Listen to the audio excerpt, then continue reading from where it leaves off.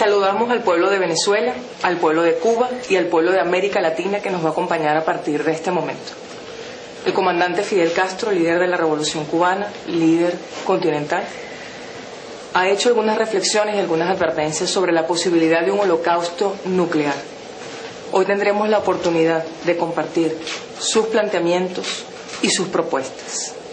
Esta va a ser una conversación a varias manos, porque también estarán presentes, estarán participando Andrés Izarra, presidente de Telesur, Walter Martínez, productor, moderador, conductor del programa Dossier, transmitido por Telesur y por Venezolana de Televisión, y Mario Silva, también productor, moderador, conductor del programa La Hojilla, transmitido por Venezolana de Televisión. Comandante, muchísimas gracias por la invitación y por esta oportunidad. Gracias.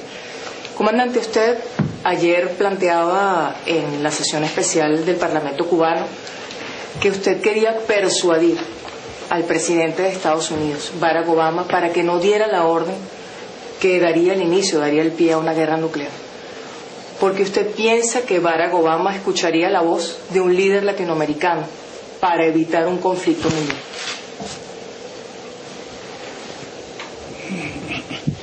Yo no hablé como un líder latinoamericano.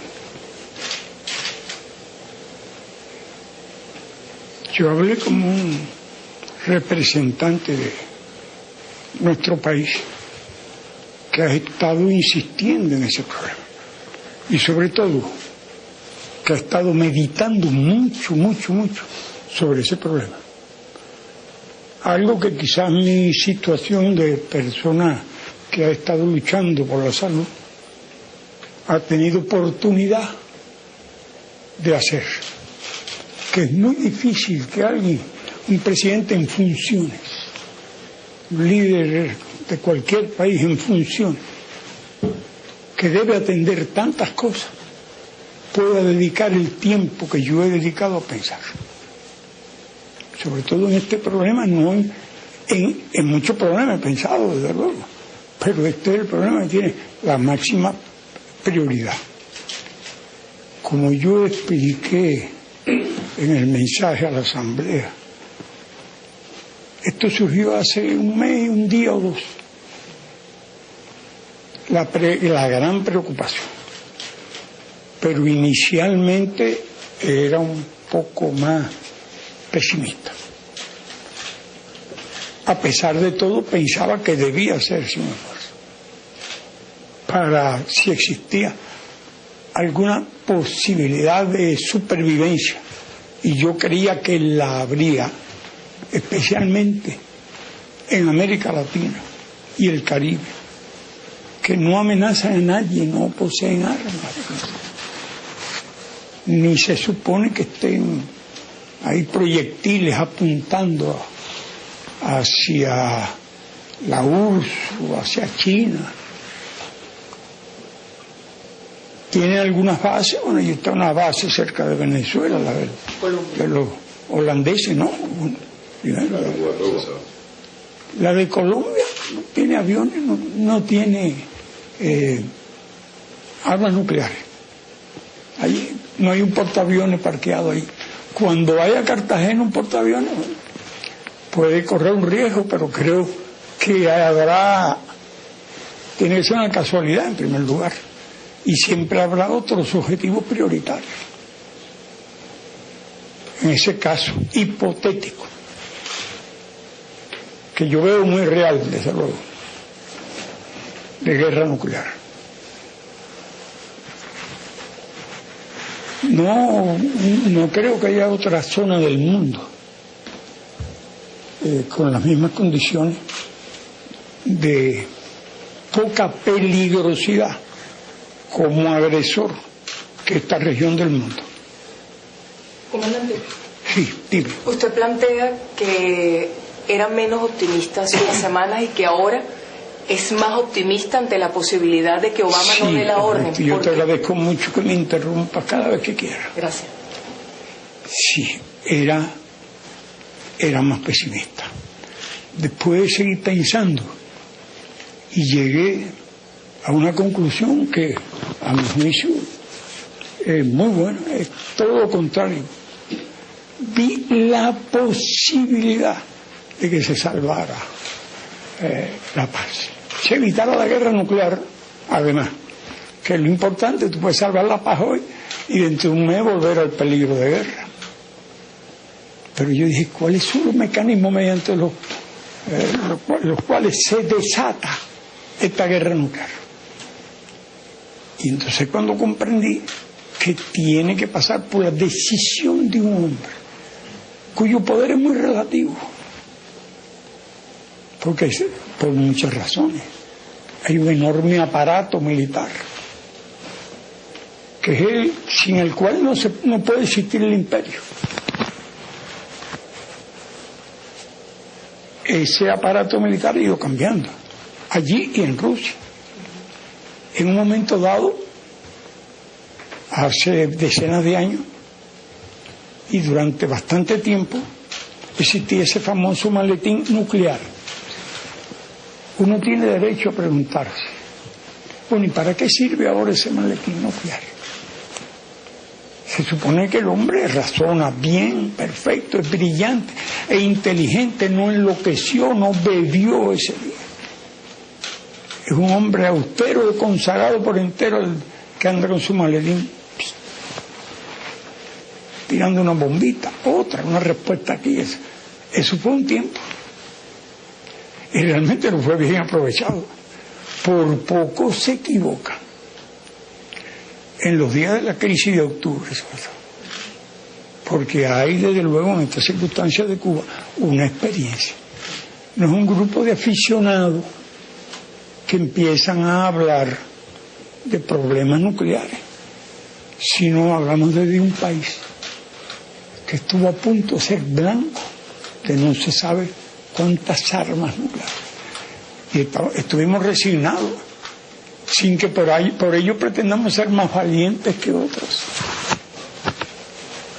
Sencillamente era un sentimiento patriótico, un sentimiento de dignidad nacional, fortalecido por una idea revolucionaria, por una lucha dura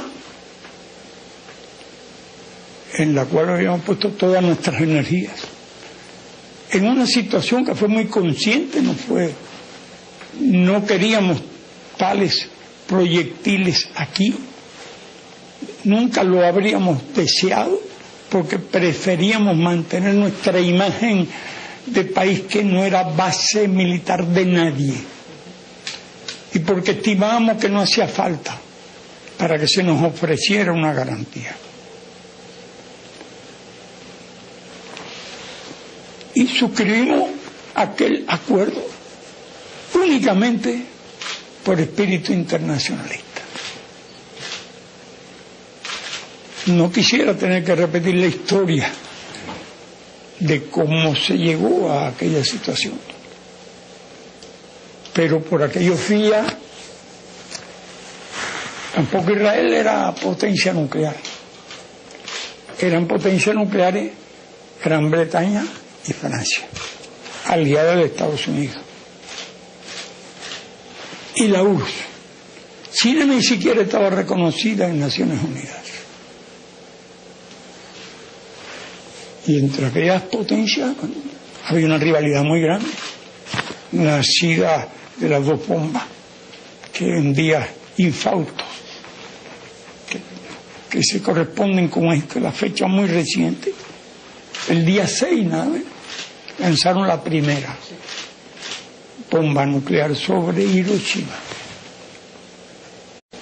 El día 6, lanzaron la primera bomba nuclear sobre Hiroshima. Y había una terrible competencia aérea en primer lugar, tenían completa superioridad los Estados Unidos. Coheteril en segundo lugar, tenían superioridad en eso los rusos, porque además el arma nuclear se volvió arma termonuclear, que multiplicó su potencial destructivo. Y cuando ingleses y franceses, apoyando a Israel, atacaron a Egipto bajo la dirección de Nasser con 2 S. Nacionalizó Suecia. Los británicos y los ingleses, que habían sido los dueños de todo aquel territorio, no admitían. Francia había tenido nada más que el Líbano, y el Reino Unido, Gran Bretaña, como quieran llamarlo, tenía todo lo demás, incluido Irak. Ustedes saben, bueno, la historia se conoce como los romanos expulsaron a los judíos, como le llamaban, y estuvieron 2000 años como consecuencia de las propias demandas, entre ellos de Rusia, y de una serie de factores históricos. Estaban buscando un hogar, pero en 2000 años allí se había establecido otra población. Bueno, aquí la población que hay en nuestro país, desgraciadamente, no es la indígena, es la española, que se estableció hace 500 años. Comandante, pero no nos ha dicho por qué es optimista ahora con respecto a Estados Unidos, a la posibilidad de que no se dé la orden para una bomba nuclear. Muy bien, me alegro mucho que me interrumpa. Fíjate, soy optimista por el mecanismo que te expliqué, de que un hombre tiene que tomar la decisión.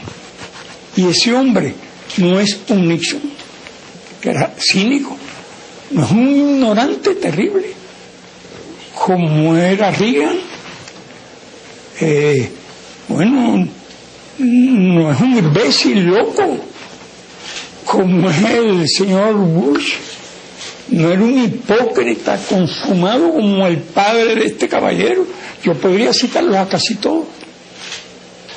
Tampoco era, desde luego, no era un Roosevelt, ni era un Carter, dos hombres muy diferentes, pero era uno mejor que los dos, en un sentido. En un sentido, no te voy a hablar de que un sentido ético, sino un sentido, bueno, vamos a llamarlo un caso de excepción. Un hombre negro que llega a la presidencia de Estados Unidos, algo nunca visto ni previsto. Siempre se consideró que tenía que ser un blanco, inteligente. Los otros eran descendientes de esclavos, eran africanos, y por tanto, bueno, además tenían otras religiones, tenía que ser blanco y cristiano, sin excepción. Bueno, Obama es cristiano, pero de origen africano, de padre musulmán, de un pueblo que es musulmán. Y se han reunido una serie de características en este hombre. Es de origen negro y es de padres musulmanes, y ha llegado a la presidencia de Estados Unidos como consecuencia de una crisis económica colosal, de una guerra estúpida en que no hacen más que llevar cadáveres de Irak, montones. Ya se sabe cómo fue aquella guerra, cómo se decidió, las mentiras, el hombre aquel en el portaaviones hablando de misión cumplida, todo eso lo conoce el mundo. Y entonces, en virtud de todos esos factores, llega a la presidencia. Si llega a estar otro, la variante era la primera que yo concebí, pero al dar la casualidad de que estuviera dije, la variante puede ser la segunda, porque ahora yo decía, hablaba del maletín nuclear. ¿Para qué sirve el maletín nuclear ahora? El maletín nuclear está de más. El hombre puede tomar la primera decisión, nadie la podría tomar por él, y es él el que la tiene que tomar. Pero es un hombre que indiscutiblemente no es un asesino, no es un individuo que le esté deseando el mal a los demás, es político, estudió, tiene una cultura, es un excelente orador, contó con mucha simpatía, lo está perdiendo ahora. Hoy ascendía a 44% el apoyo de la opinión pública, y Y está ahí, y es el que tendría que decir, apretar el gatillo. ¿Puede ese hombre imponerse a los intereses del aparato industrial militar, comandante? No necesita. Que quieren que haya guerra. Ahora me adelanto yo, Alesa, no necesita imponerse. Que lo tiene en la mano. Y lo que él decida, nadie puede apretar el gatillo por su cuenta. Y él es el que tiene el dedo en el gatillo, por una vez. Entonces él tiene que pensar, porque él no es un asesino, ni mucho menos.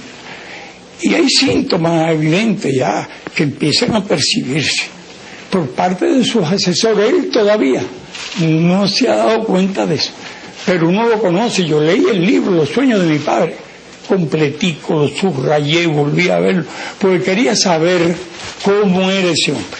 No había ningún problema de esto, pero era un adversario. Y yo quería saber cómo era el adversario. Y lo estudié bien, hasta donde uno puede estudiar nada. Y no tenía ninguna de esas características. Que lo hiciera un asesino, un tipo que experimentara placer, una especie de Nerón. Entonces las actuales circunstancias obligan a un hombre, ¿cómo van a convertirse en un Nerón? Que le prende fuego a Roma, pone a Roma a arder, y él tendría que poner al mundo a arder. Tendría que decidir, en primer lugar, bueno, la muerte de cientos de millones de personas, son más, pero yo dije cientos, para no parecer exagerado. Y además, la primera orden es que mueren todos los tripulantes de los portaaviones, los hunden todos. No es por accidente que se hundió un submarino, los submarinos lo van a hundir, pero no van a tener quien los rescate. Eso es, o los lleve o los recoja cuando salga a la superficie. Comandante, ahora, yo diría ahora hacia América Latina. Usted decía ahora que a no ser que se estacione un portaaviones en el área del Pacífico, supongo, o en el Caribe cerca de Colombia, para poder nutrir a las bases de mecanismos como para un ataque. Sin embargo, en Costa Rica tenemos a 7.000 marines estacionados y hay portaaviones y hay tropas allí, ¿no? Sí. ¿Podría ese conflicto girar hacia acá? ¿Podría irse hacia América Latina, caso específico todos aquellos países en Latinoamérica, caso Venezuela, Ecuador, Bolivia, la misma Cuba? Tú verás. ¿Volver qué? O sea que podría girar ese conflicto hacia acá, no como guerra nuclear, pero sí como ataque a los países que están liberándose en América Latina. ¿Ataque con qué arma? Tienen 7.000 marines ahorita estacionados en Costa Rica. ¿Con qué arma? No, armas convencionales, no nucleares. No hay problema. Okay. La guerra se acaba antes de que llegue. La guerra se acaba antes. Lo que van a contar son los proyectiles nucleares que se lancen unos a otros. La guerra se acaba antes. Lo que van a contar son los proyectiles nucleares que se lancen unos a otros. Ok, pero... ¿Para qué se va a parar? ¿Qué sentido tendría que empezase a hacer una guerra para ocupar Brasil? Desaparece el poder, desaparece el orden, desaparece... Yo no le decía con armas nucleares hacia acá, sino que giraran el conflicto hacia Latinoamérica con armas convencionales, armas de... Pero eso lleva mucho tiempo. ¿Cuántos días lleva, Mario? Si lanzan un avión, ¿cuántas horas por rápido que vaya? Desembarcar, tomar posición, eso únicamente en la situación actual tiene algún sentido. ¿Tú te das cuenta? Allí se vuelve nuclear la guerra. Desaparecen todas las causas que originan las intervenciones que conocemos hasta ahora, Mario. ¿Irán cambiaría? ¿Irán cambiaría su actitud? Es decir, ¿Irán bajaría la cabeza para aceptar las sanciones? Todo el mundo sabe que no. ¿Israel cambiaría de actitud? ¿Podría cambiar la actitud? Israel es el único que no trataría de persuadir a Obama que aguantar la guerra, porque es demasiado soberbio, muy prepotente. Y entonces no le va a decir una palabra, pero lo más probable es que haga, bueno, si tiene tiempo, no sabe lo que va a pasar ahí. Porque lo que hizo cuando Forsyth, cuando conjunto a los franceses y los ingleses atacaron a Nasser, que había nacionalizado el canal. Entonces, a pesar de los soberbios que son, siempre lo fueron. Son temerarios, pudiera decir. Son una gente, ya más de una vez lo hicieron, que una vez fue en la época de Ciro, creo que fue en el año 70 antes de Cristo que lo empezaron, que puso cerco a Jerusalén y expulsó a los judíos, como le llamaban. De modo que, sin embargo, cuando el incidente y Khrushchev amenazó con los cohetes, no dijo nada ni protestaron. Y habían destruido todos los aviones soviéticos en hilera. Nosotros nunca tuvimos los aviones en hilera porque aprendimos de todo eso. Y cuando nos atacaron en Girón, atacaron nuestras bases, quedaron, después que del ataque, los aviones estaban desperdigados. No era cuestión de tenerlo en una hilera y como un castillo, como una muralla de naipes, se destruyeron todos los aviones. Comandante, usted, para darle la palabra a nuestros compañeros Andrés Izargo y Walter Martínez, le quisiera preguntar algo más.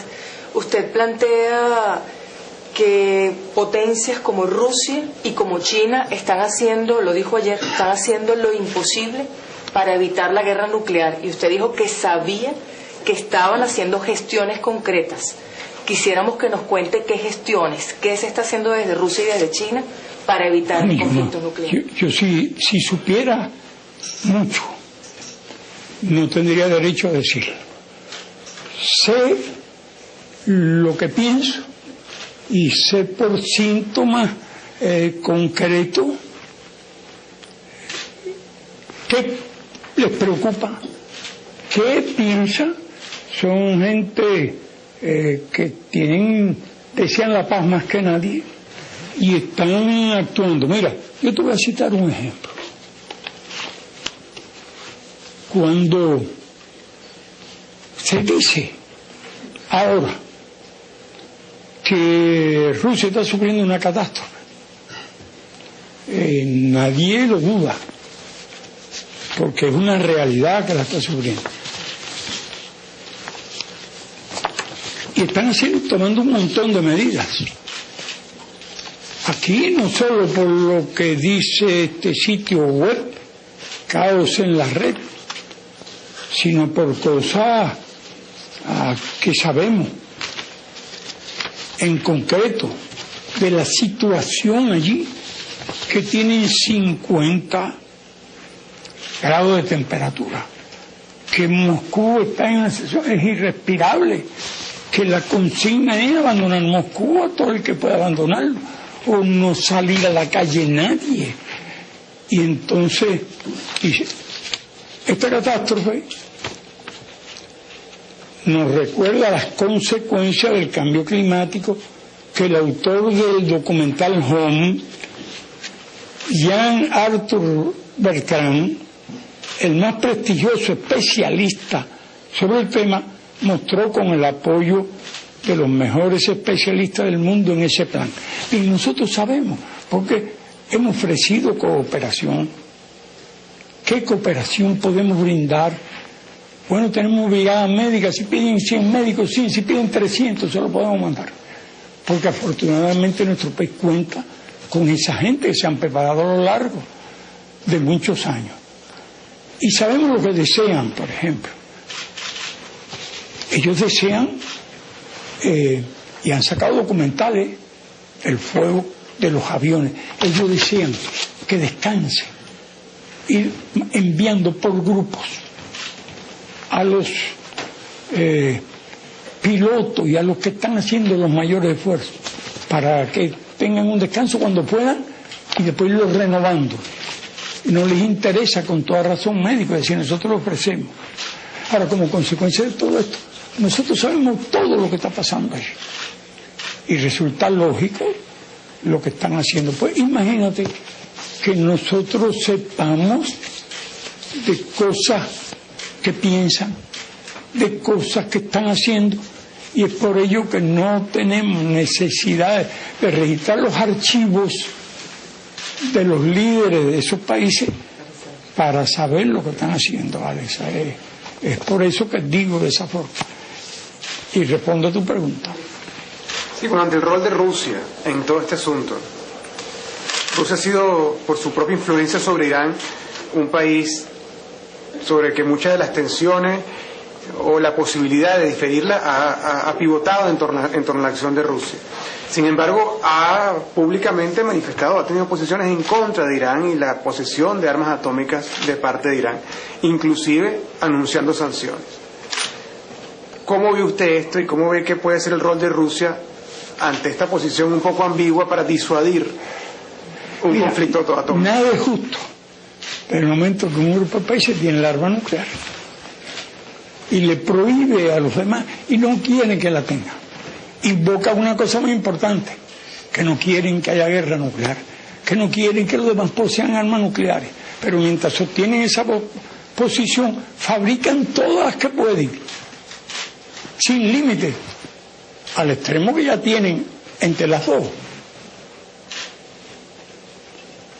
Más de 18.000 armas nucleares, entre las dos, solo en Estados Unidos, porque estoy dejando un margen para China, para Francia, para Gran Bretaña, para Pakistán y para la India, asignándole, como se conoce muy bien, y lo saben aquellos que en Noruega se dedican a esos temas, las armas nucleares que tiene Israel, que la desarrollaron, Estados Unidos contento, aplaudiendo y suministrándole los aviones más modernos que existen, apoyándolo diplomáticamente, abasteciéndolo con miles de millones de dólares en armas, porque es el mercado que endulza la vida, hace felices al complejo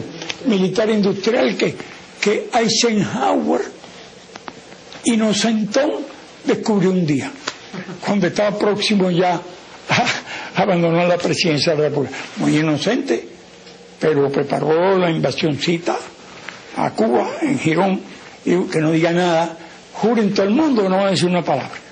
Bueno, pues esos papeles después lo publicaron, porque no pueden controlar ni siquiera los secretos.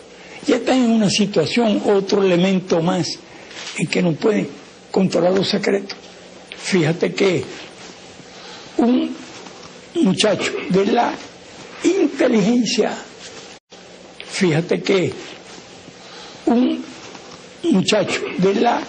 inteligencia, ha suministrado 240.000 documentos al grupo. Y ahora lo quieren que lo van a meter preso, que no pueden publicar eso, y ellos se ríen. Hoy mismo había un cable. ¿Cómo se llama el grupo ese? Wikileaks. Que sí, que lo van a publicar. Todo lo que saben lo van a publicar. Y ellos, el Pentágono gritando, no es posible, puede hacer un daño. Ya no pueden controlar ni los secretos. Entonces, esa es la situación. Se le escapan del control todas las cosas que están haciendo. Claro. Mirando un poco a la región y dentro de este juego geopolítico, la situación entre Cuba y los Estados Unidos. Usted ha anunciado la próxima liberación de los 5. Quisiéramos saber un poco que a dónde usted en ese anuncio, si puede usted andar en ese anuncio y luego qué significaría. Poner nervioso a los compañeros. No te digo, váyate, quizá con un error de 72 horas, de un margen, pero a uno no le gusta, se preocupan si uno dice algo de lo que va a pasar, pues pareciera que uno está haciendo papel de adivino o algo, y no hay ninguna adivinanza en esto. Y por eso yo a la diputada le dije que una semana me parecía demasiado poco tiempo, y diciembre me parecía mucho tiempo. Podíamos decirle muchísimo tiempo, podíamos decirle, bueno, pues casi 3 veces alrededor del tiempo que se necesita.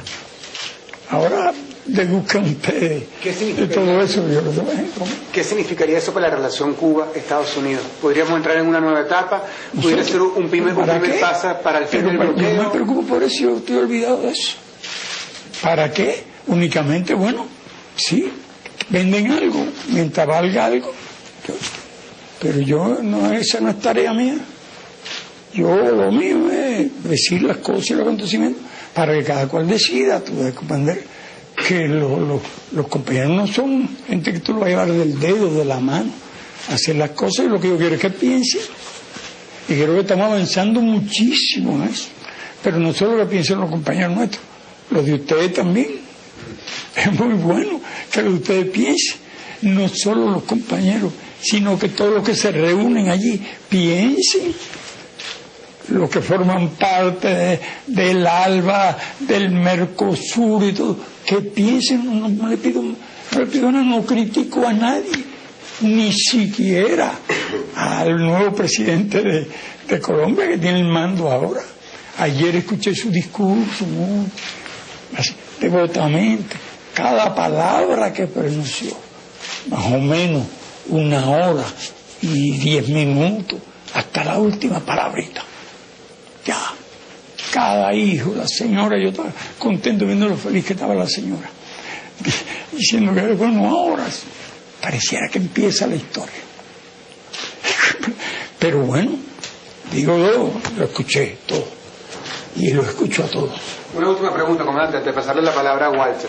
Ya que usted menciona el tema de Colombia y un poco atando lo que dice Mario, sin llegar a los puntos de ebullición de 2 zonas geopolíticas que usted ha hecho referencia, el asunto de las Coreas y el asunto del Medio Oriente.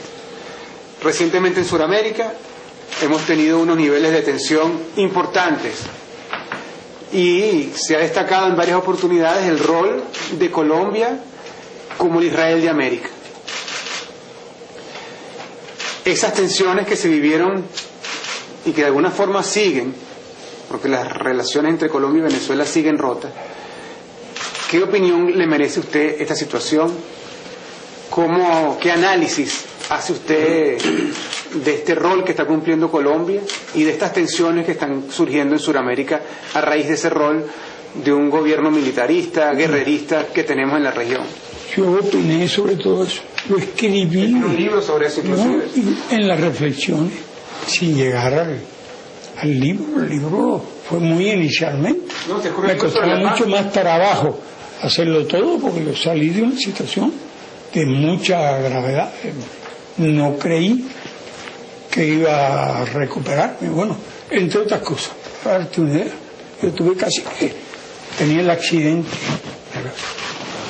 Volver a escribir, casi aprender a escribir otra vez. Y cuando escribía, pues volvía, una dedicatoria casi no la podía hacer. Ya no era solo el brazo, como yo estaba aprendiendo a escribir y hacer, sino que volvía a repetir, porque tenía el trauma. ¿Qué tiempo tuvo uno sin conocimiento? En fin, pero tuve que hacer grande esfuerzo, y por aquellos días escribí y dije algunas cosas, hice un poco la historia de Centroamérica, del movimiento revolucionario. Sí había tenido, me acordaba mucho de William Tarek, o Tarek, ¿cómo es? Tarek William. Que era de Ensuate, que venía, que estuvo en Pakistán, que visitó nuestra brigada. Y había leído con indignación cómo se quejaba de que los yanquis le habían enviado a Villalobos, que estudió en la universidad de allá de Oxford, nada menos. Era el revolucionario. Todo eso se asocia con la muerte de un poeta, un gran poeta allá, que cuando lo acusaban a uno le parecía calumnias, que mentira de las tantas que dicen. Y bueno, ¿cuántas horas dediqué yo a ese problema de Salvador y a la lucha en Salvador y a cada uno de los combates aquellos y en las transferencias de tecnología de Vietnam, como ellos entrenaban a la gente que penetraba un grupito de hombres? ¿Cómo es que un puñado de combatientes liquidaron una brigada completa de Valparaíso, una brigada completa. Y a la hora en que lo hicieron, todo eso. Es decir, estaba familiarizado. Y no era poco mi asombro cuando vi que le estaban enviando a Venezuela, a la revolución venezolana, a un gobernador de una de las provincias más ricas, estado más rico de Venezuela. Le estaban enviando un asesor para que le dijera cómo había que gobernar. Y lo decía. Entonces, en esos días yo estaba recuperando. Hice un esfuerzo. Nunca estuve de acuerdo con los prisioneros, con que se tuvieran aquellos hombres cautivos. Estaba de acuerdo totalmente con las aspiraciones de Marulanda, que era un revolucionario, realmente, un hombre que quería cambiar la situación aquella. Es una historia que se conoce muy bien. Está el historiador Alape, un magnífico historiador. Yo lo conocía muy bien, sabía de eso, de todo, en fin, todos los personajes de aquella época. Yo los conocía y conocía su política. Además, eran partidarios de la paz y de la unidad, pero le mataron mucha gente. Ellos eran del Partido Comunista, se separaron porque eran defendiendo la paz del Partido Comunista, los llevó a compromisos que no pudieron cumplir, le mataron miles de cuadros. Entonces Marulanda reacciona de que más nunca quiere ir a discutir con esa oligarquía, que era tiempo perdido, y yo lo defendí, pero nunca, no podía estar de acuerdo con los prisioneros aquellos, aunque lo tuvieran, y estuvieran pidiendo rescate por ello, porque en el libro de la victoria estratégica, hoy, eso salió publicado hace unos días, se puede demostrar cuál fue nuestra política de guerra. Eso salió publicado hace unos días. Se puede demostrar cuál fue nuestra política de guerra. Y nosotros ganamos la guerra por nuestra política, no por nuestra fuerza. Nuestra fuerza era insignificante, pero no se sabe lo que puede una fuerza insignificante apoyada en la moral y en la razón. ¿Cuántas armas tenía Batista? Tenía 100.000. ¿Cuántos hombres? 100.000 hombres. Entre policía, soldados, marineros, todo. Quien la suministraba, Estados Unidos. Armas modernas que teníamos nosotros, unos pocos fusiles que fuimos recogiendo. Y lo demás se lo íbamos quitando al enemigo. Y al final, en menos de 2 años, ¿qué menos de 2 años? 7, 8 meses. Derrocamos el régimen y nos apoderamos de las 100.000 armas. Totalmente las 100.000 armas. Incluido bien, no solo por nuestra fuerza, sino por nuestra moral. Entonces no podíamos estar de acuerdo, no se gana jamás la guerra si los prisioneros, ¿quién va a querer caer prisionero?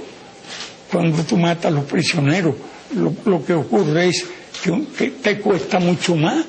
Un hombre con un fusil ametrallador atrincherado detrás de la rueda trasera de un camión, no sé a cuánta gente puede matar, y lo hace aún sabiendo que si cae prisionero no lo matan.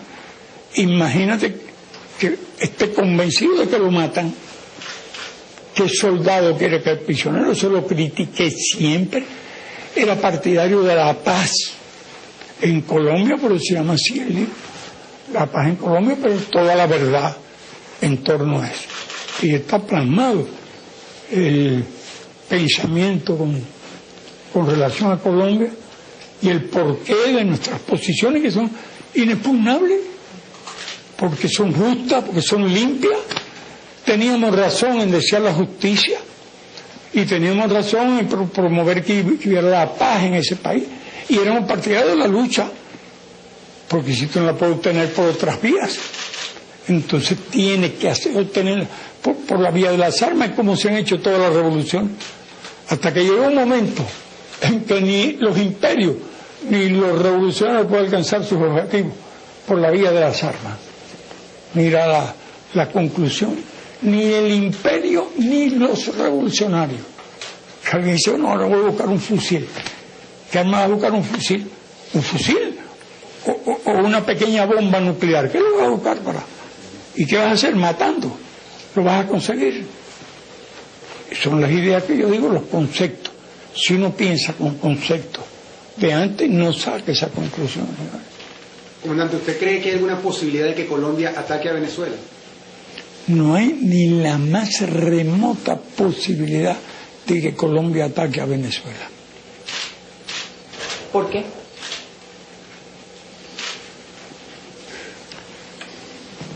Primero, porque no le interesa. Segundo, porque no puede.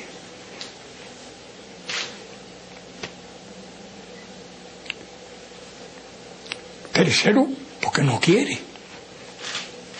Cuarto, porque sabe que las consecuencias serían desastrosas. Yo creo que ya son 4 razones. Comandante, han estado flotando en este diálogo temas muy importantes. Hace pocos momentos usted hablaba de la crisis de Suez, que nos trae varias lecciones que podemos extrapolar. Pero ya que acaba de hacer una referencia tan contundente, voy a remontarme al senador Paul Coverdell, el ponente fundamental del primer Plan Colombia.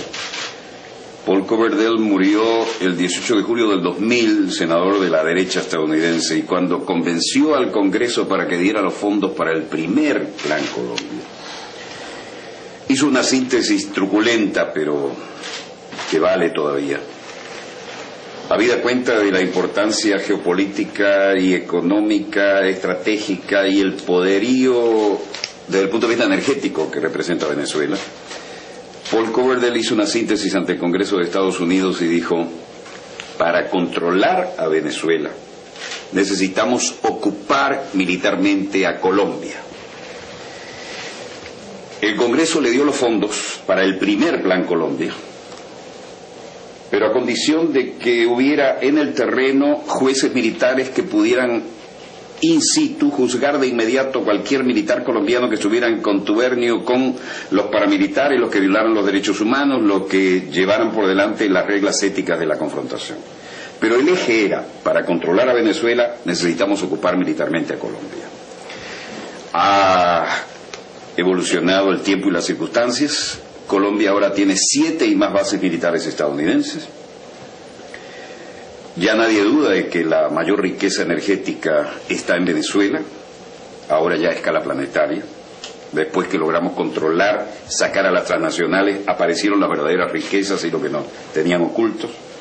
¿Cómo juega esta frase y esta realidad habida cuenta de la presencia con inmunidad de las tropas estadounidenses y las israelíes en territorio colombiano?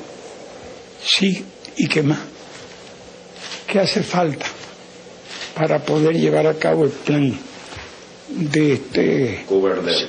Sí, yo no me voy a tratar de aprender el nombre. No, pero es que además Coverdell era el vocero de una política.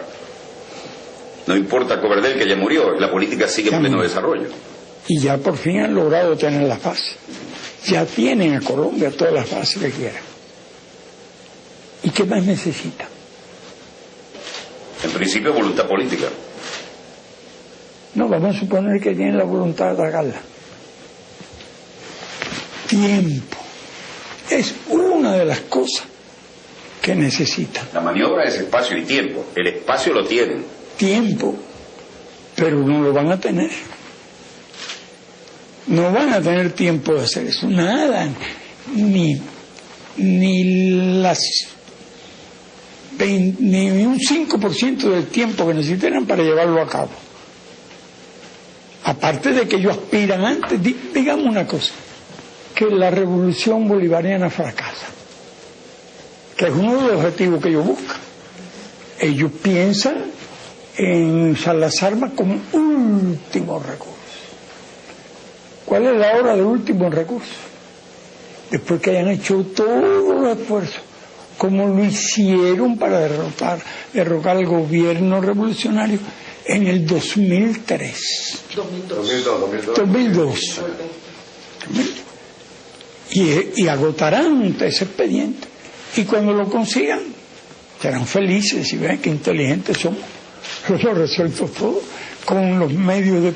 Hemos usado la otra artillería, la publicidad, la mentira, y lo hemos puesto fuera de combate. Así que las posibilidades se reducen mucho. Y así era todo. Así invadieron Irak. Bueno, en otros tiempos que no existían esas armas, así ocuparon a Cuba y le impusieron la enmienda Pla y le impusieron esa base. Así han impuesto los cientos de bases militares que tienen en todo el mundo, en todos los continentes, unidas a las de sus predecesores, los ingleses, y sus suministradores ideológicos, los franceses, porque esta Francia es el resultado de aquella revolución tan justa, de la revolución burguesa, que evolucionó hasta ser hoy el imperio. De modo que todo está muy claro, muy explicado, es muy lógico. Y creo que las posiciones que nosotros sostenemos no se apartan en absoluto de esa lógica, Walter. Y creo que las posiciones que nosotros sostenemos no se apartan en absoluto de esa lógica, Walter. Comandante, usted plantea, y también con base en la pregunta y el comentario que hacía Walter, ni el imperio ni la revolución van a lograr el poder por la vía de las armas que conocemos, es decir, la revolución armada o lo que le contestaba Walter ahora. ¿Cuáles son las armas ahora para hacer la revolución y cuáles son las armas del imperio? Divulgar la realidad de lo que va a ocurrir. Y te voy a decir por qué. La comunicación es la arma. Bueno, yo creo que ustedes tienen armas nucleares en la mano. Ideológica. Y si ganan esa batalla habrán derrocado el régimen y no harán falta las revoluciones. ¿Qué te parece? Me parece increíble. Bueno, es así. Solamente la batalla la vamos a agarrar, tomando las palabras de Walter, en el terreno de la comunicación. Bueno, de la transmisión. De la transmisión. De una idea. Porque ayudarán a que nuestro hombre no se equivoque. Si usted me permite, hace tiempo que desarrollamos una teoría que era: hay dos teatros de operaciones. El teatro real, sea militar, crisis política, crisis gerencial, y un teatro paralelo o alternativo, que es la versión de esto en los medios de comunicación.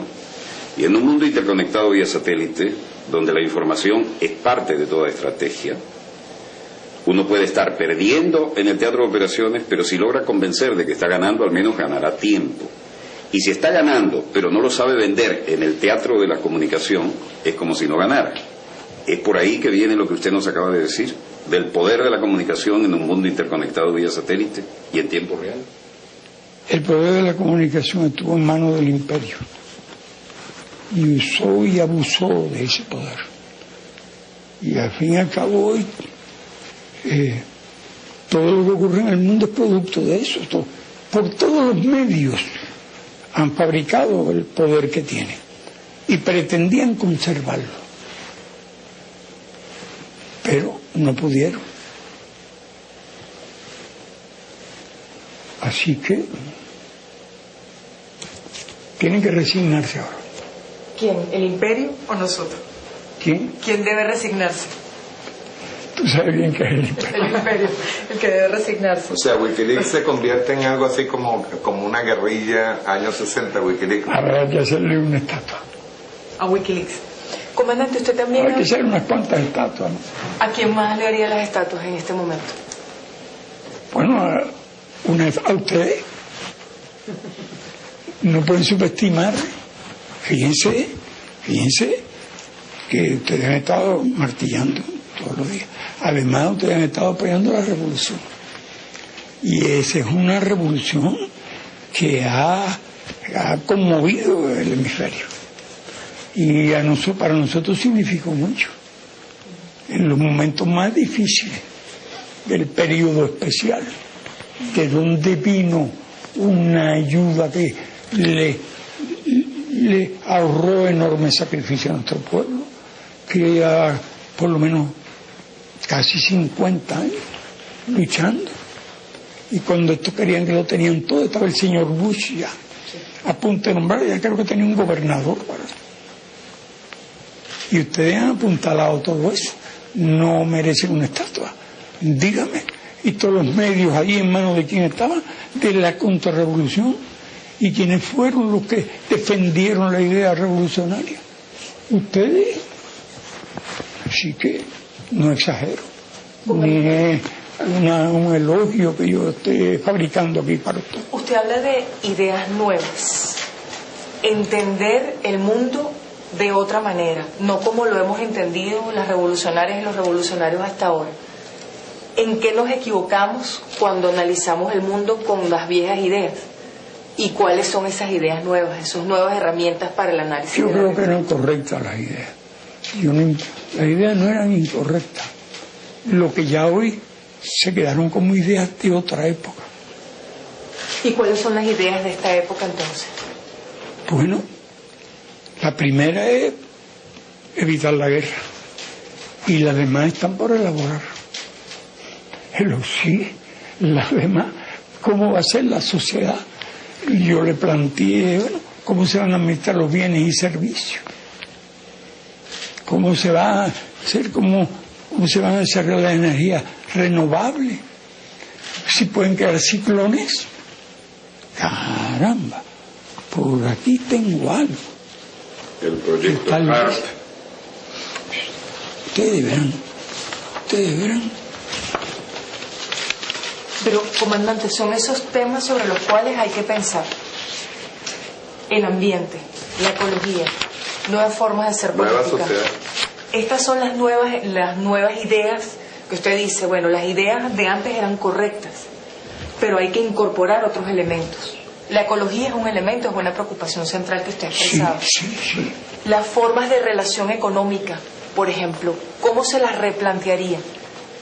Al plantearse... No puede ser capitalista, porque no vamos a reconstruir otra vez lo mismo y ahora, Y es que no con se todo el conocimiento que se dispone.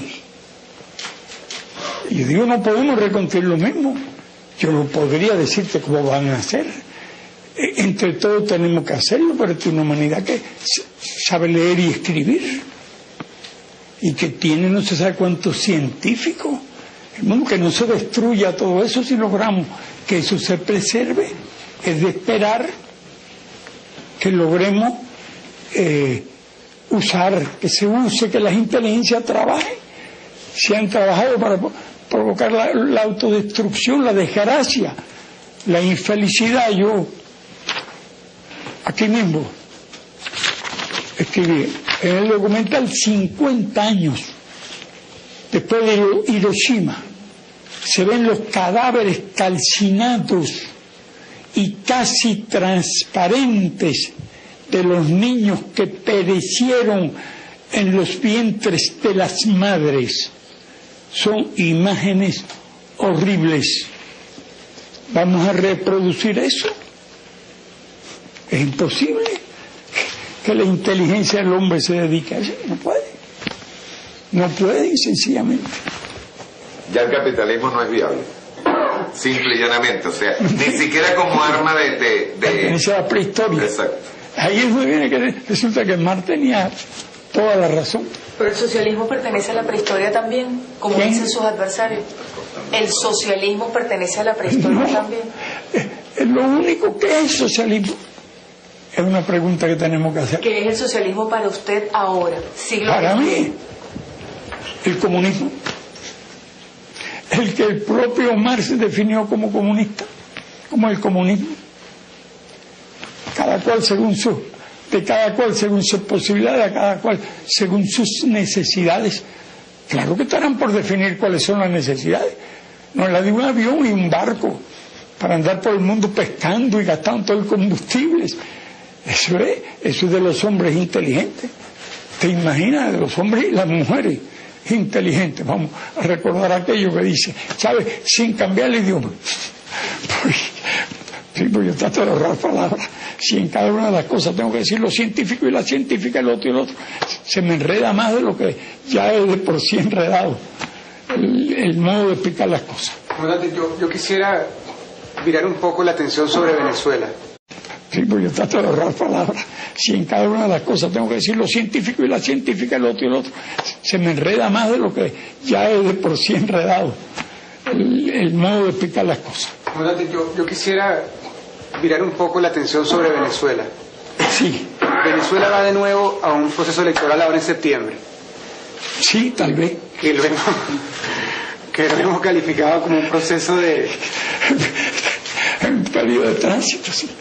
De mucha importancia. Es de prever que la oposición regrese al Parlamento con alguna representación. Y eso ya de por sí va a ser un evento político que va a obligar a la revolución a entrar a una nueva etapa. Usted que ha sido tan estudioso de la revolución bolivariana, que ha sido un faro para la revolución bolivariana en muchas de las decisiones y el ejemplo que Cuba revolucionaria representa para nosotros. Esta fase que entra Venezuela en el periodo electoral, ¿cómo lo ve usted? ¿Qué análisis hace usted? ¿Qué recomendaciones puede hacer usted a la dirigencia de la revolución y al pueblo venezolano sobre este proceso? Te voy a responder. De lo que dije hace un minuto, un segundo, pudiera parecer una crítica a lo que están haciendo en Venezuela, y realmente no lo es. Yo creo que lo que están haciendo es absolutamente correcto. De la campaña, las verdades, la explicación que da Chávez de lo que es el socialismo y lo que ha significado para millones de personas en todos los sentidos. Es lo que deben hacer, porque ustedes ¿qué van a hacer ahora? Es lo que tienen que hacer y seguirlo haciendo hasta el final. Bien, si ocurren cosas mejores, no hay que ponerse triste por eso. A mí me hizo gracia porque como estábamos hablando de fechas y de cosas, yo dije, va ahí coincide con las elecciones que son el 23, el 26, 26, va 3 días más. Sí, está lo que, según cálculos míos, en un periodo de tránsito. Si viene algo mejor, espero que ustedes se sientan sumamente felices de que ha ocurrido algo mejor. ¿Algo mejor como qué, comandante? A lo mejor que no haya ya ni siquiera imperialismo. Fíjate, es duro, pero bueno, ¿qué vamos a hacer? Comandante, pero es muy pronto. Bueno, me mandan a mí para un manicomio, ¿sabes?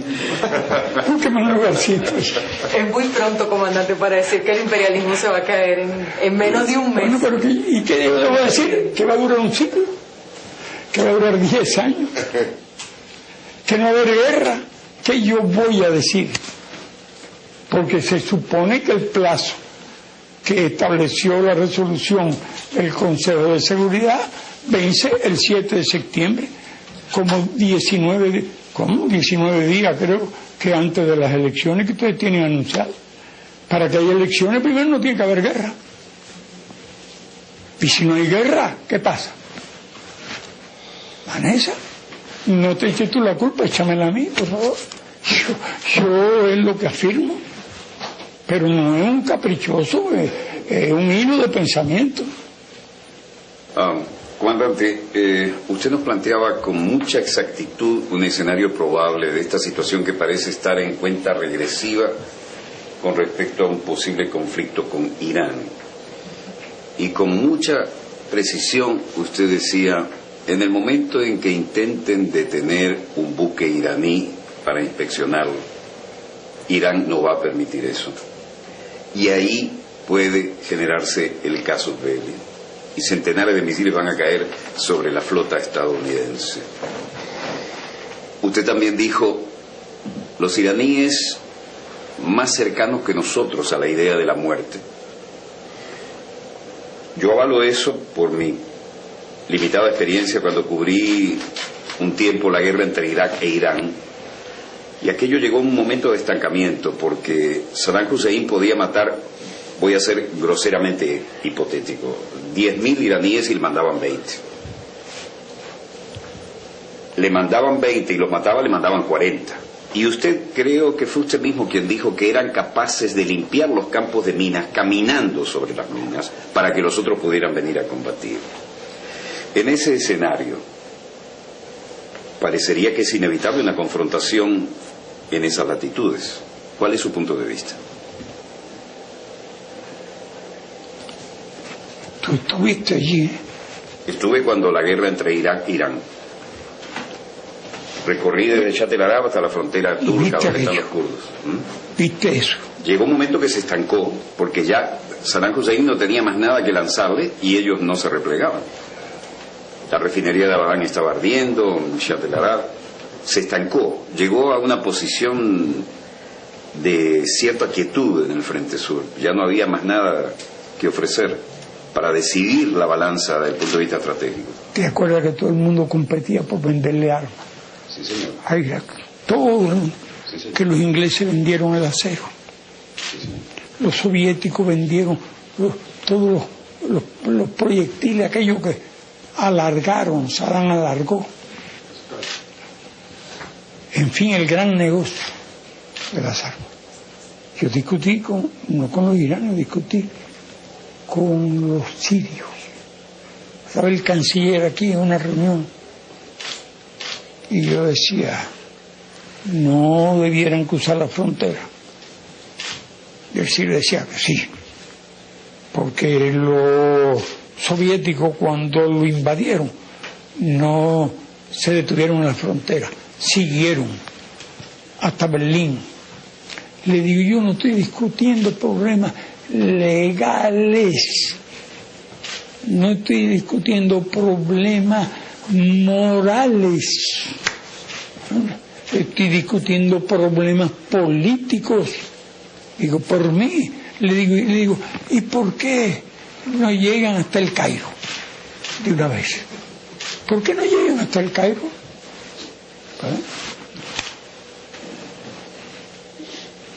Los iraníes le quitamos nosotros a Irak, que le habíamos designado para presidente de la próxima cumbre del no alineado, que iba a ser, bueno, no se sabía dónde iba a ser. Le escribimos, no pudo hacerse la reunión formal, escribí una carta a cada uno de los miembros del movimiento.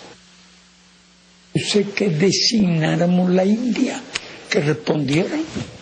Nos respondieron que estaban de acuerdo. Digo, ¿se acuerda que el próximo país de reunión de no alineados será en la India? Así que la quitamos y él era muy amigo nuestro, porque cuando no estaba en guerra con nadie, estaba empleando bien los recursos. Ya desde antes de ser presidente nosotros atendíamos, le prestamos un servicio importante y eran muy amigos de nuestro país, que siempre tuvo una situación apretada Cuba. Y entonces pues, tuvimos que hacer aquello. Y entraron, llegaron a la ciudad aquella. Y allí los iranios se toparon, que estaban los nidos estaban cercados allí los iraquíes, y allí estaban los soviéticos de asesores, y eso sí que sabían cómo se demolía una defensa, porque a cada nido de ametralladora le daban un cañonazo. Le destruyeron todos los nidos de ametralladora a los iranios y tuvieron que retirarse de la ciudad aquella. Se retiraron. ¿Y por qué? Porque yo le dije al canciller, mire, no convierte una guerra de agresión en una guerra patriótica por parte de los iraquíes. Le digo, ese es el cálculo político que hago, no cometan ese error. No hicieron caso, se metieron, no llegaron ni al Cairo, no llegaron ni a una parte, no pudieron tomar ni la ciudad. Y en definitiva tuvieron que retirarse. Y tú eres testigo de todo eso. Y Ahmadinejad era el jefe de los guardianes en la región noroccidental. El jefe total era Khamenei. El jefe total era Khamenei. Khomeini. el jefe, que le escribió una carta a Gorbachov. Y Gorbachov mandó copia de la carta que le mandó. Imagínate. ¿Qué decía? Bueno, la carta le decía, argumentaba, le hacía una crítica fuerte. Y Gorbachov casi, bueno, pues entonces manda la carta. Y como se reía, como, bueno, mire, qué falta de realismo escribiendo esta carta. Yo le daba la razón en el fondo a Khomeini, porque tenía toda la razón del mundo en la crítica que le hacía. Fue por aquellos días, te voy a recordar algo más, Walter, por aquellos días, Nikita me escribe, Nikita no, Gorbachov me escribe, manteníamos relaciones, él hizo una visita aquí, yo fui duro, sin ofenderlo, pero y decía Nikita, decía no, Gorbachov, él decía, en una de las cartas que lo había visitado Felipe González.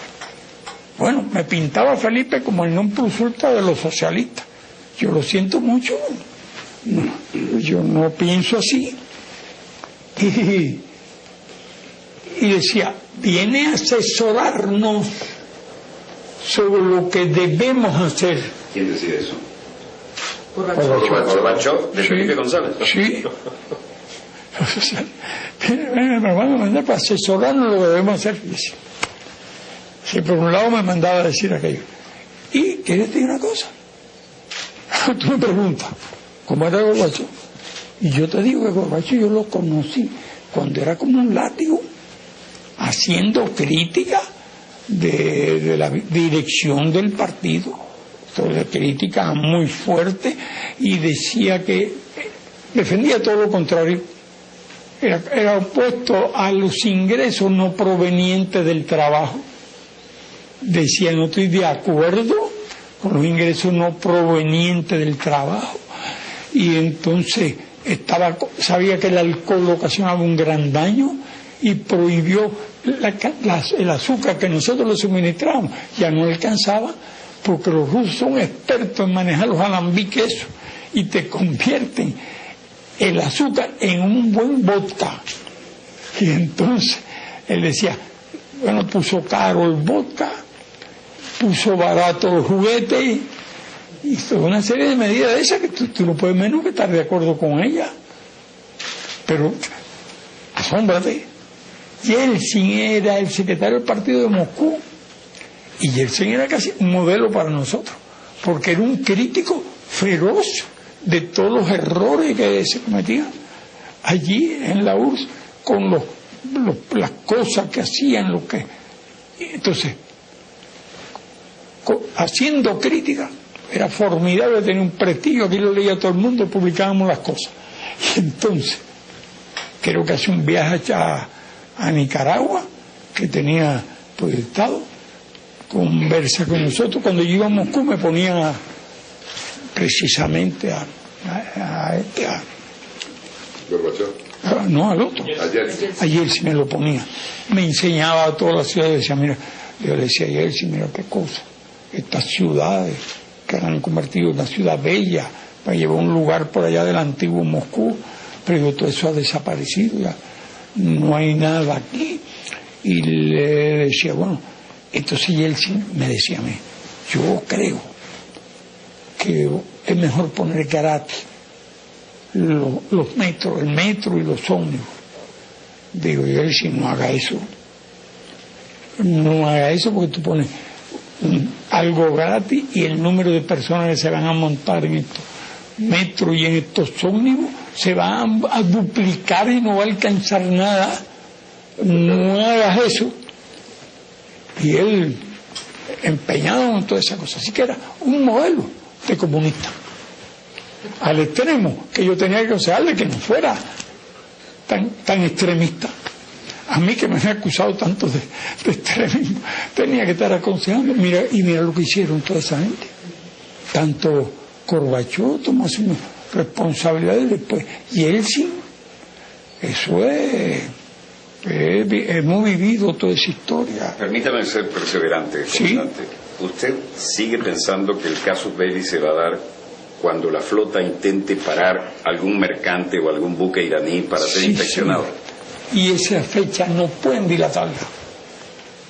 No pueden dilatarla porque ya viran la espalda, bien retirada. Es un punto que llega, o que se cumple, o me voy. Si se cumple la guerra, si se va la derrota. Estamos muy cerca de esa circunstancia. Sí, pero no lo sería ni la guerra ni la derrota si está consciente de la decisión que va a tomar. Lo que se va a provocar. Eso es, ese es el kit de lo que estoy planteando. Pero le correspondería a la ONU dar marcha atrás, en su opinión. La ONU no cuenta nada. El Consejo de Seguridad. Desaparecerá la ONU también. El Consejo de Seguridad, Nada, una guerra nuclear. nada de eso existirá. Si no van a existir las armas, ¿para qué sirven todos esos aparatos? ¿Le corresponderá al Consejo de Seguridad de la ONU dar marcha Bueno, atrás? ya nadie sabe quién va a decir una palabra. Empezarán los hombres en el mundo, ¿no? Bueno, va a ser así. Que es de fantasía, pero es así. Pero usted se mueve entre el optimismo y el pesimismo con respecto a este escenario que le plantea Walter. Todo depende de Obama. De nosotros que los persuadamos. Con estos mensajes que usted está enviando. Bueno, haciendo que el máximo de personas en el mundo participen de este punto de vista y él se sienta fortalecido, que va a ser el bien y no una cosa horrible. Ustedes se imaginan a Obama consciente decidiendo la muerte de cientos de millones de personas, que los niños aparezcan calcinados en los vientres de las madres. Ustedes conciben que un hombre pueda realmente con elemental sentido humano hacer eso. Pero hay muchos sectores empujándolo en esa dirección. Y que son todos esos sectores al lado del mundo. Y si esos sectores tampoco quieren morir, ni quieren que mueran su familia, ni quieren que mueran sus hijos. Será la realidad. Permítame una también esos sectores, en el caso de los sectores poderosos económicos, no querrían perder su influencia. Sí, pero entre la bolsa o la vida. Exacto. Prefiero la vida. Prefiero la bolsa. Se habló de la campaña de Suez. Y ahí fue una patota entre británicos, franceses e Israel. Y Nasser incluso le hundió los barcos sabiendo que era la yugular del comercio internacional y trancó el canal de Suez. Pero hubo, creo que era un Eisenhower que estaba en la Casa Blanca, y le digo, se retiran de ahí, paren esa aventura o les pongo el ejército estadounidense. Tenía pantalones y tenía donde mando, venía de ser el ganador de la Segunda Guerra en el teatro europeo. Sí, sí. Pero ahora no tenemos un personaje así en la Casa Blanca.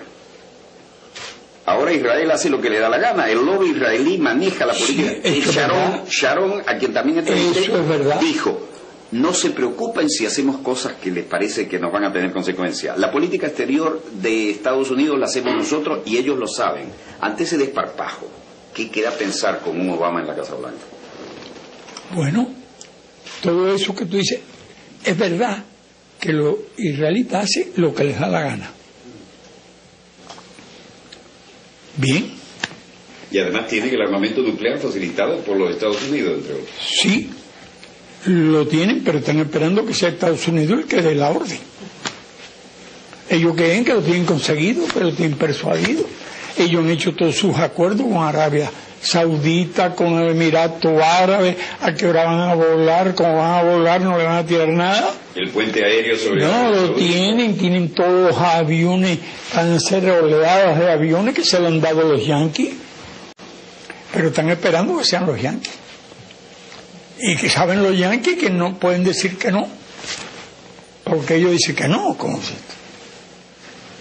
Ahora están esperando que alguien apriete el gatillo y ese es Obama. ¿Y qué pasa si Obama no aprieta el gatillo? Bueno, sí, y si no lo aprieta, tú puedes decir, pues lo aprietan ellos, pero si Obama no aprieta el gatillo porque hay una opinión mundial y todas las potencias exigiendo que no haya guerra, es cuando entonces estos señores israelitas no se atreverán a disparar un cohete por su cuenta. Ahí entra la palabra clave que usted utilizó ante la Asamblea Extraordinaria, es decir, tenemos que disuadirlo. Persuadir. Persuadirlo. Sí, persuadirlo. ¿Usted cree que en esta carrera en cuenta regresiva podremos, a través del poder de los medios, llegar a crear una ola de opinión que lo persuada? Sí, bueno, pregúntale a Izarra, que por él Está muy ocupado estudiando. que todo lo que estamos hablando aquí lo están transmitiendo por Telesur, y entonces, bueno, pregúntale, que él dice que está recibiendo muchos saludos y muchos mensajes, él debe saberlo. Pregúntale al que está al lado tuyo. Una pequeña acotación histórica. Ustedes no tenían la exclusiva en la época caliente, porque durante la Cuarta República un personaje de la entonces todavía Unión Soviética dijo: quiero decirles que Venezuela ya no está entre los blancos de nuestro potencial nuclear. ¿Cómo? ¿Y estábamos como blancos? Sí, porque ustedes eran los suministradores estratégicos y seguros de Estados Unidos.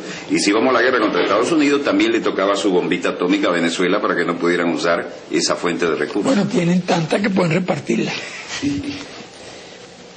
Yo no sabía ese detalle, pero tiene lógica. Se filtró en la Cuarta República, lo dijeron con cierta suspiro de alivio a un político de la Cuarta ¿Cuándo República. lo dijeron?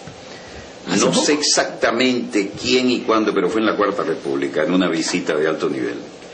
Estábamos como blancos. En la Cuarta República, ya. Sí, antes de la Revolución. Antes de la Revolución Bolivariana. Aquella era la Cuarta República. Sí. Estamos en la quinta. Estamos en la quinta. Y no en la francesa. Comandante, estamos llegando al final de la conversación. Nos quedaría una pregunta para cada uno. Yo voy a consumir la mía con la siguiente interrogante. A la luz de la experiencia de Cuba en la Guerra Fría de la Revolución Cubana, ¿qué piensa, qué lecciones sacó Cuba y qué piensa que debemos sacar los latinoamericanos y las latinoamericanas ahora de esas lecciones de Cuba durante la Guerra Fría?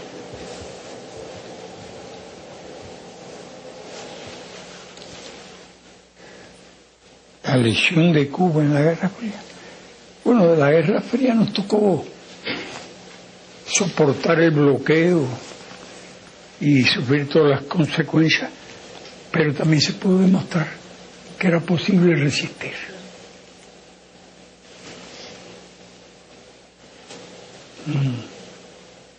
Esa es una lección.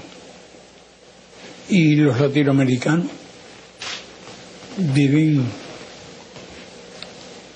deben pensar igual, que hay un potencial enorme en las masas, Que si que es posible alcanzar la justicia, la liberación real, verdadera. Eso es lo que pienso que puede derivarse de aquella experiencia que vivimos. Muchas gracias, comandante. Y en Venezuela, si es que llegamos al 26, ¿cómo la ves? Yo veo muy bien todo.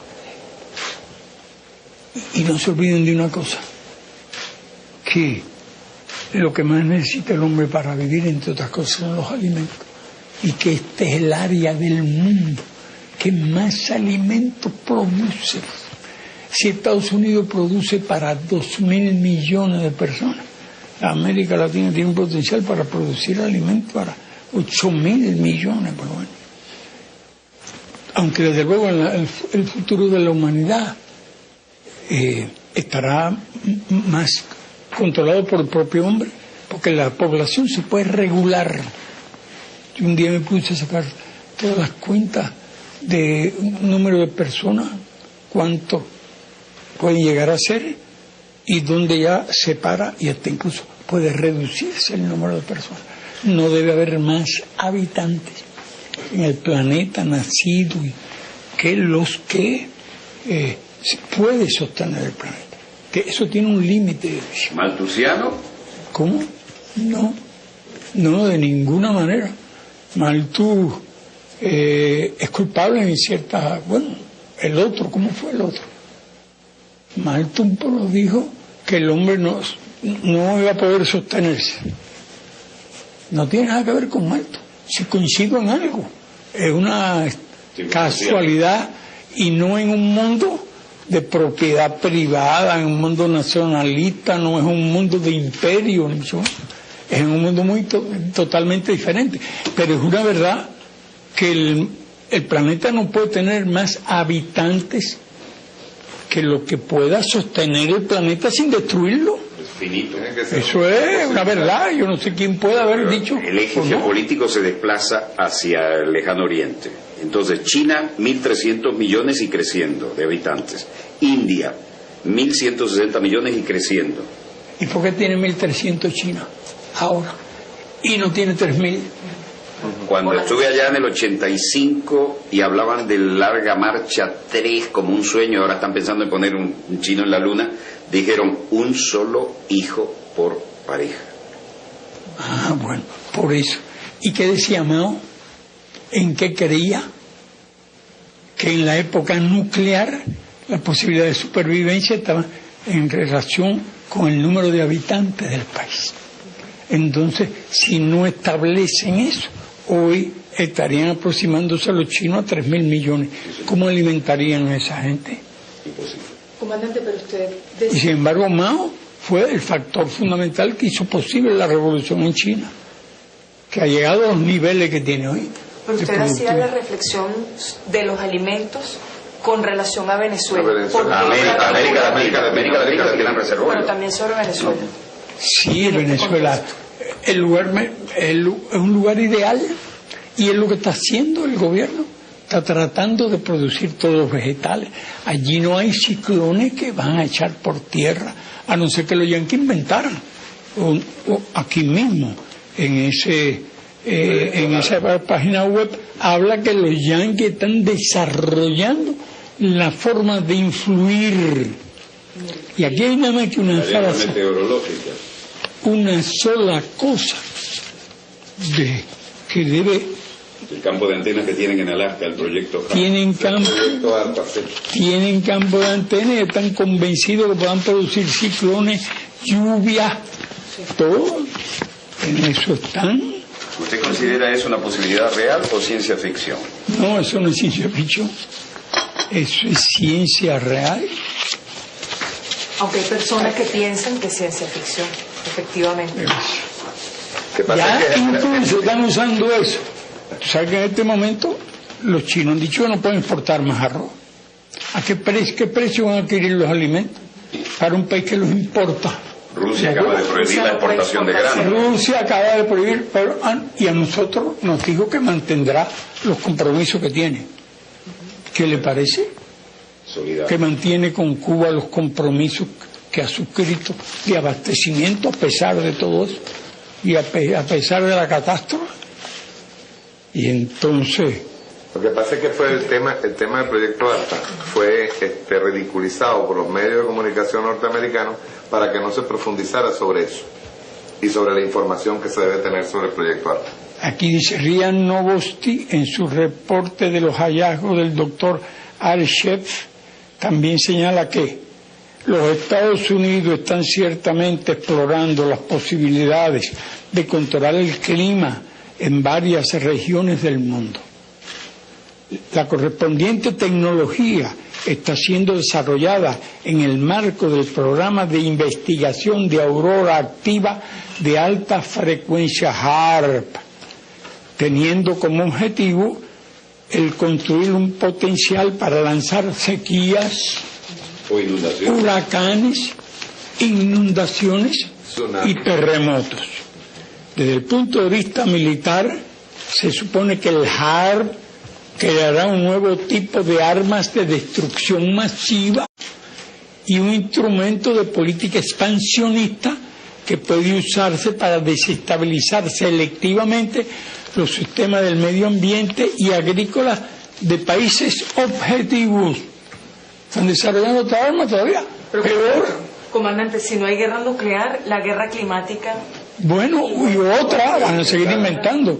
También inventaron la guerra no nuclear de los proyectiles, esos que suben y caen a 25.000 kilómetros de velocidad. Pero no. Entonces, dice, esto no lo publica Granma, lo publica Ria Novosti. Esto lo tenía yo, lo llevé ayer a la asamblea. No. Dice, el autor concluye su artículo diciendo: estamos asistiendo a una guerra climática encubierta, un preludio de lo que puede ser el escenario de una futura guerra mundial que acabaría con un balance en pérdidas humanas y medioambientales sin parangón en la historia de la humanidad. Entonces, ¿qué? Por eso ya todos los inventos son tales que no pueden usarse. Ahora dice, yo escribo, informes fidedignos llegados de Rusia narran la magnitud de la tragedia climática que sufrió ese hermano país. La situación objetiva es de una magnitud, esto está escrito también no por agencia, sino por el otro. Dice, la situación objetiva es de una magnitud sin precedentes, derivada de incendios naturales forestales y de turbas vegetales, elevadas temperaturas en torno a 39 grados, que ha puesto en alarma y febril actividad a todo el gobierno ruso todos estos días, para tratar de que los incendios no destruyan ningún objetivo energético ruso, entre ellos algunos movidos por energía nuclear. Se nos informa.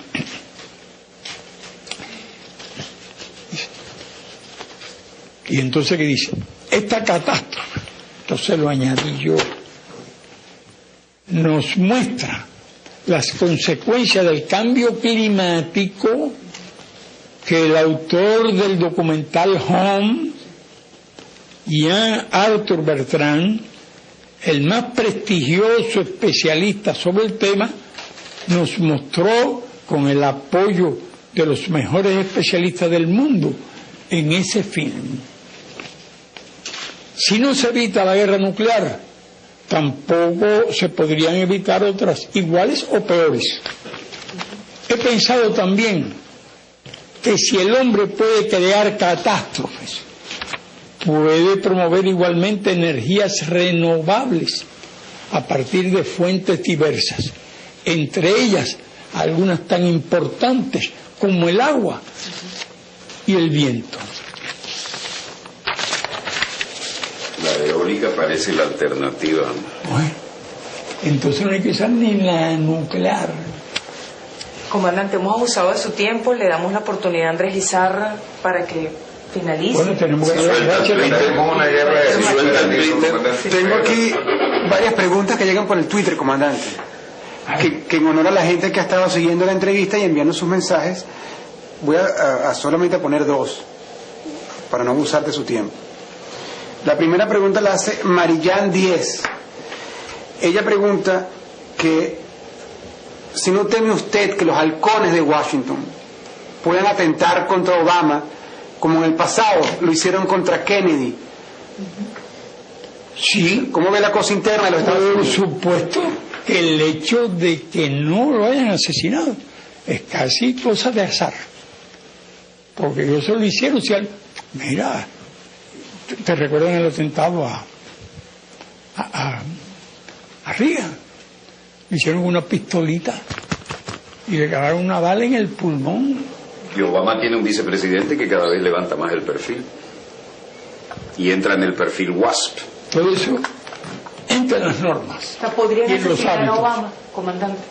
¿Podrían asesinar a Obama? Sí, pero no creo que lo vayan a hacer ahora.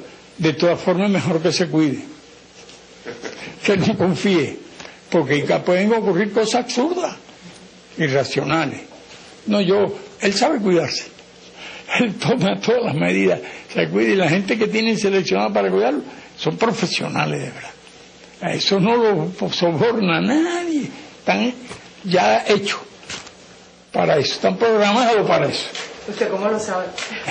Bueno, como lo sabes tú también. El vicepresidente Biden está preparado al bate. Aquí recuerdo Johnson. Enriquecido. A ver, vamos a ver. Hay un tuitero llamado Enriquecido que pregunta que cuándo va usted a visitar Venezuela.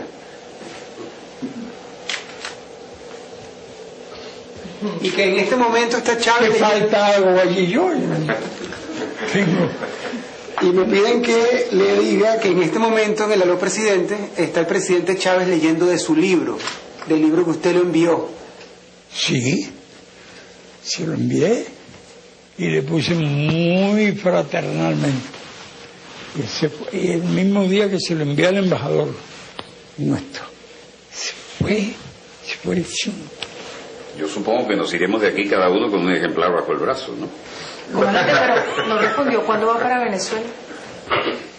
Bueno, no es una tarea que me haya planteado, ni creo que sea imprescindible.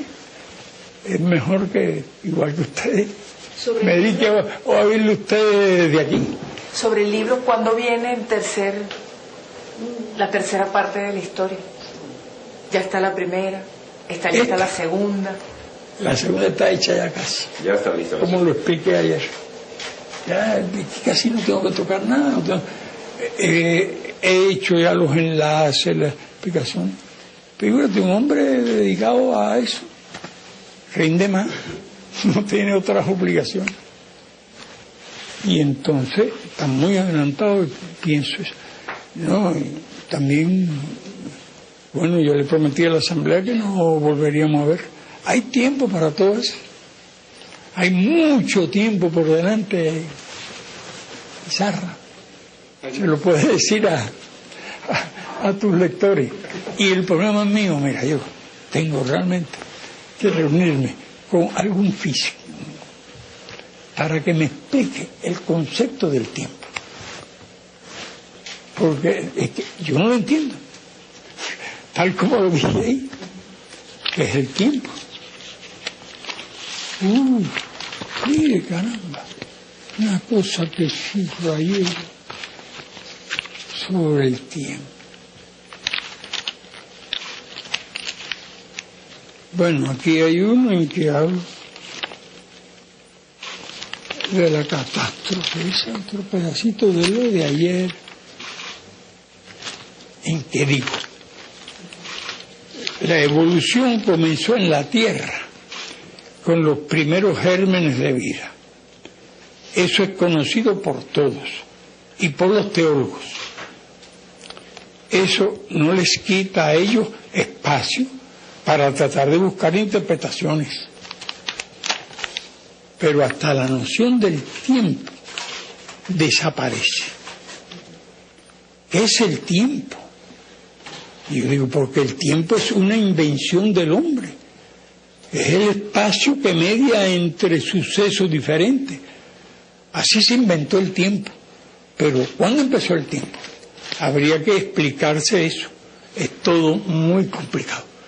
Y yo realmente quisiera conversar con un físico que me explique qué es el tiempo. Porque no, es lo que a mí se me ha ocurrido. Y tengo esas grandes dudas. Y espero que me ayuden. A ver si ustedes lo ayudan. Bueno, le podemos decir que en televisión el tiempo es realmente perentorio. Y esto está tocando a su fin, con el permiso de la compañera. Bien, pero para dolor mío. Comandante, muchísimas gracias de verdad por esta oportunidad. Nos sumamos como venezolanas y venezolanos a su llamado a la paz y a esta persuasión al presidente de Estados Unidos, Barack Obama. Gracias, comandante. De verdad, muchísimas gracias.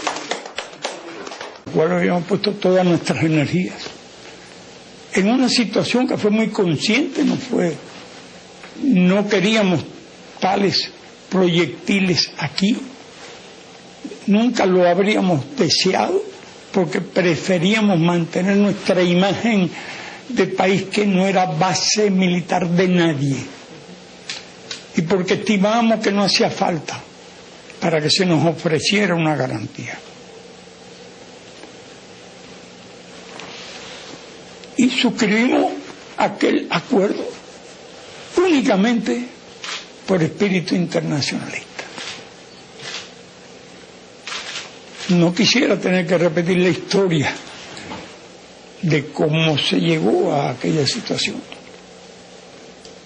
Pero por aquellos días, tampoco Israel era potencia nuclear. Eran potencias nucleares Gran Bretaña y Francia, aliada de Estados Unidos.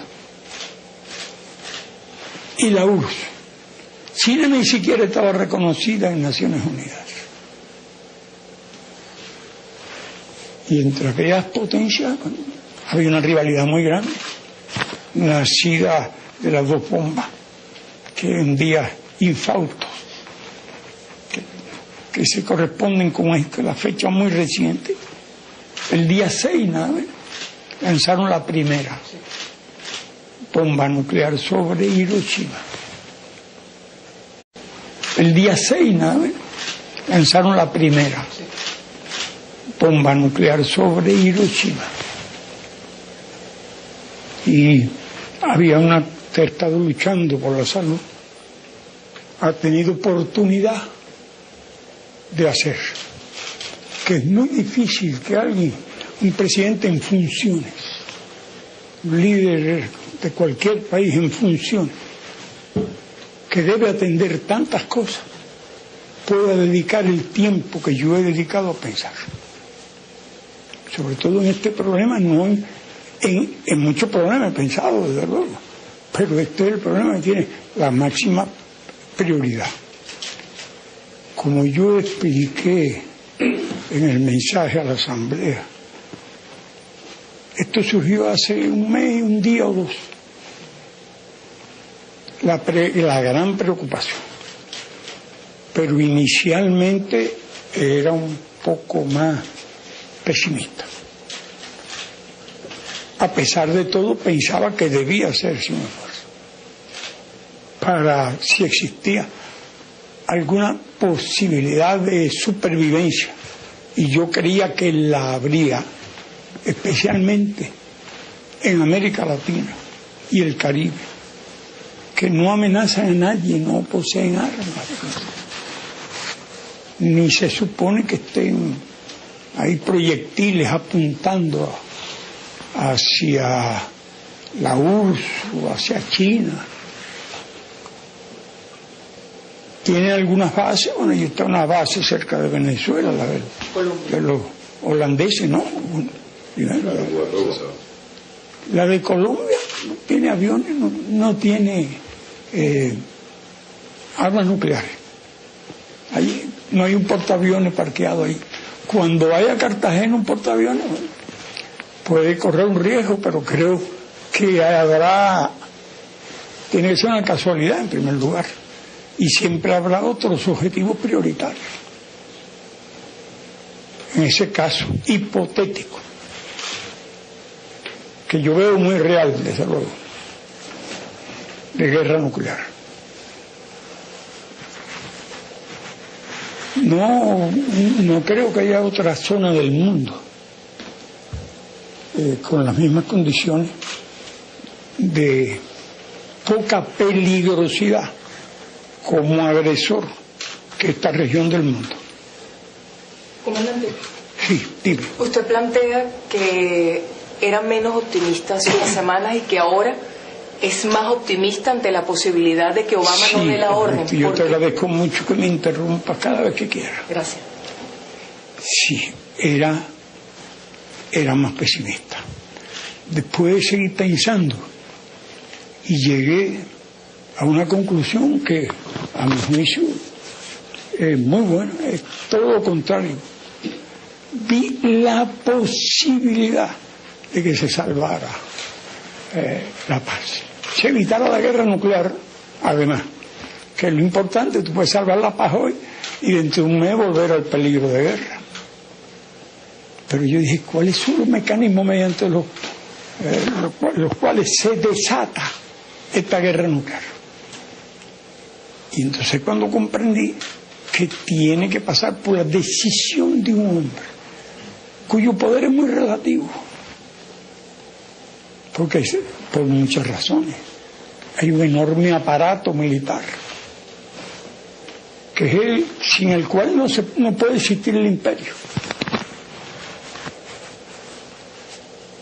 Ese aparato militar ha ido cambiando allí y en Rusia. En un momento dado, hace decenas de años y durante bastante tiempo, existía ese famoso maletín nuclear. Uno tiene derecho a preguntarse, bueno, ¿y para qué sirve ahora ese maletín nuclear? Se supone que el hombre razona bien, perfecto, es brillante, es inteligente, no enloqueció, no bebió ese día. Es un hombre austero, consagrado por entero, que anda con su maletín tirando una bombita, una respuesta aquí. Eso fue un tiempo. Y realmente no fue bien aprovechado. Por poco se equivoca.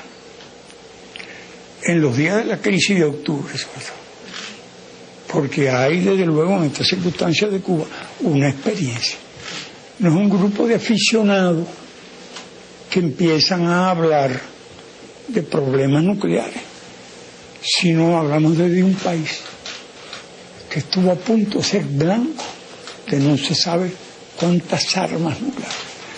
Y estuvimos resignados, sin que por ello pretendamos ser más valientes que otros.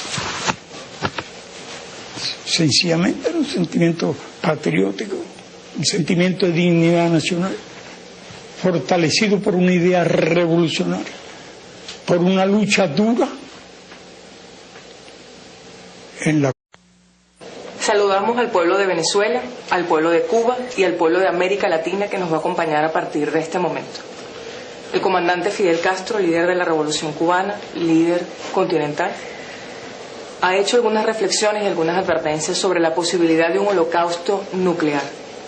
Hoy tendremos la oportunidad de compartir sus planteamientos y sus propuestas. Esta va a ser una conversación a varias manos, porque también estarán presentes, estarán participando Andrés Izarra, presidente de Telesur, Walter Martínez, productor, moderador, conductor del programa Dossier, transmitido por Telesur y por Venezolana de Televisión, y Mario Silva, también productor, moderador, conductor del programa La Hojilla, transmitido por Venezolana de Televisión. Comandante, muchísimas gracias por la invitación y por esta oportunidad. Gracias. Comandante, usted ayer planteaba en la sesión especial del Parlamento cubano que usted quería persuadir al presidente de Estados Unidos, Barack Obama, para que no diera la orden que daría el inicio, daría el pie a una guerra nuclear. Porque usted piensa que Barack Obama escucharía la voz de un líder latinoamericano para evitar un conflicto mundial.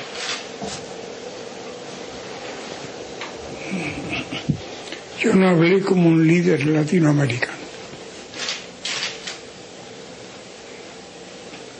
Yo hablé como un representante de nuestro país que ha estado insistiendo en ese problema. Y sobre todo, que ha estado meditando mucho sobre ese problema. Algo que quizás mi situación de persona